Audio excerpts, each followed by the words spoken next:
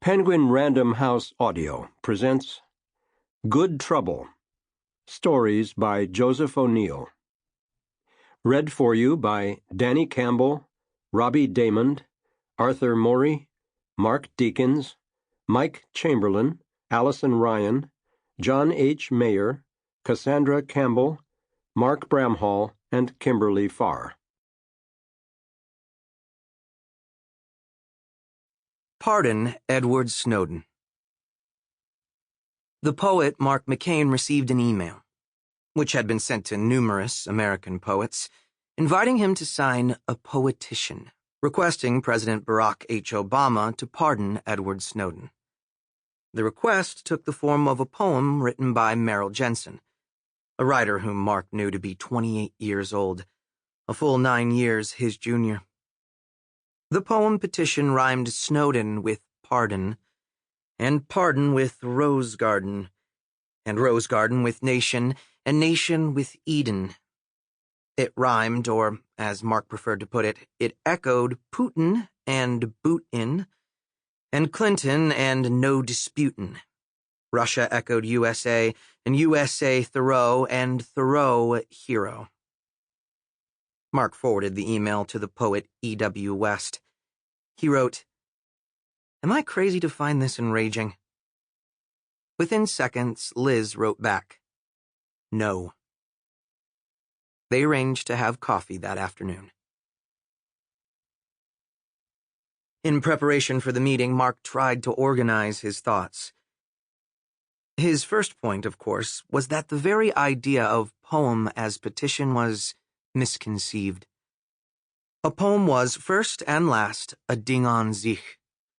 It definitely wasn't a message that boiled down to a single political humanitarian demand. It made no sense for an agreeing multitude or mob to undersign a poem. You could no more agree with a poem than with a tree, even if you'd written it. Of course, the signers of the petition would argue that they were associating themselves with the text's petitionary substance, and not with its formal properties, and that in any case poetry is a sword of lightning that consumes its scabbard.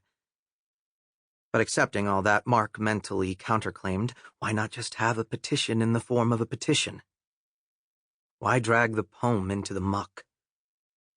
Because, the undersigned might reply, a versified petition was likely to attract more attention and be more consequential than the alternative. To which Mark would answer, the good of poetry resides not in the...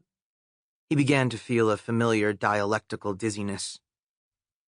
He set off to meet his friend, even though it meant that he would get there 20 minutes early. Liz was waiting for him when he arrived. They hugged.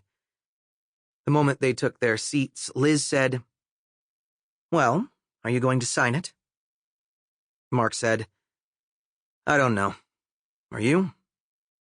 Liz said, "Not my problem. Nobody's asked me to." Mark paused. This was a complexity he ought to have foreseen. With extravagant bitterness, he said, "Oh, they'll rope you in." Liz mused. "I did a reading with Merrill in January." Mark had attended the event, as Liz well knew. "I felt bad for him," he told her. "You really showed him up. Without meaning to, of course." He went on. "Look, I do think this thing is chaotic. They're basically shooting out emails at random. And I don't think Merrill is a vengeful, petty guy. Far from it. I think his heart's in the right place. Ish. But you know what? I could be wrong. He's obviously interested in a certain kind of success." Mark stopped there, and was glad he had, even though he loathed Merrill Jensen. Whenever he badmouthed a colleague, however justifiably, he regretted it. Strange, just how draining an effort of tact was required to get through the day without badmouthing another poet. In this instance, he felt, he hadn't thrown Merrill Jensen under the bus. He'd dissed him only in order to express solidarity with Liz, and only to that extent. Liz doubted that Merrill had overlooked her because she'd shown him up at their reading. In all probability, Merrill's recollection was that he'd shown her up. No. She had been overlooked because she was a woman. Whenever a stand needed to be taken and the attention of the public had to be endured, the peacocks huffed and squawked to the fore, idiotically iridescent. She decided to say, "We need people like Merrill. Somebody's got to be interested in being prominent. Otherwise, we'd all disappear." Mark said, "I expect Dylan has been contacted." Liz laughed. The singer's Nobel Prize in Literature had bothered her, yes. Literature was, in the first place, reading matter, after all, and Dylan's lyrics were mostly unreadable, and not even listenable to without the music. Even his supposedly best stuff would be torn apart if presented to the poetry practicum she taught every Tuesday, not only on account of its wordy, cliched, hyperactive figuration, but, more fundamentally, because of the soothsaying persona that the singer so readily deployed. A move that worked fine in a pop song, but on paper came off as a shtick.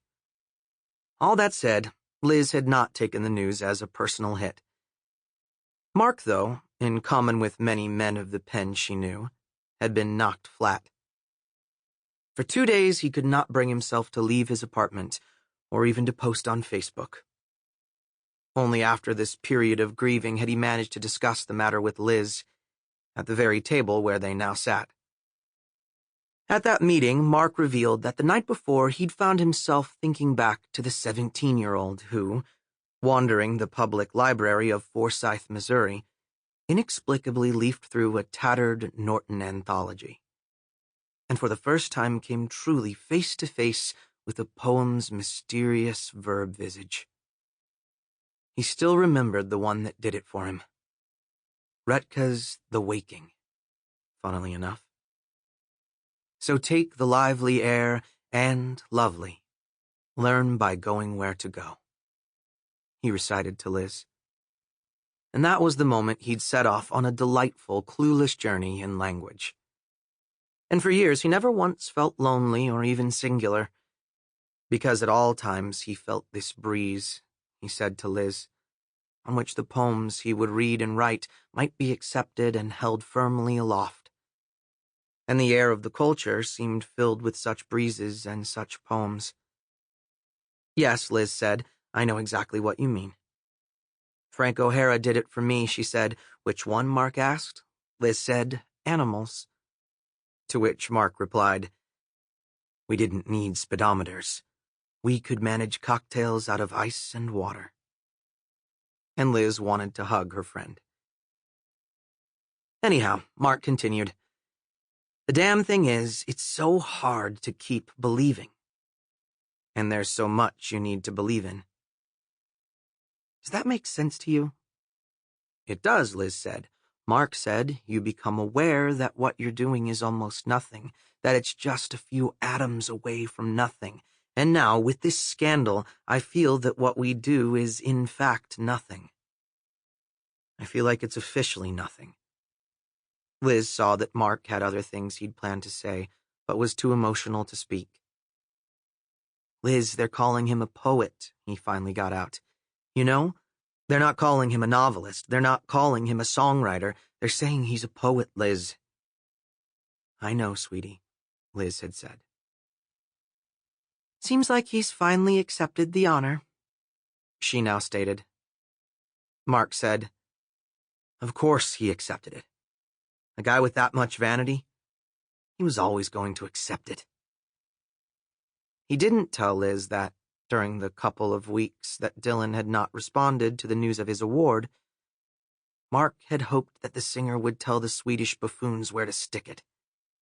That Bob had the integrity to recognize that an ultra-celebrated multimillionaire who deals in concerts and extra-paginal iconicity is not playing the same game as a writer who sits down in a small college town and, with no prospect of meaningful financial reward, tries to come up with a handful of words that will, unless something untoward should happen. Sample complete. Ready to continue?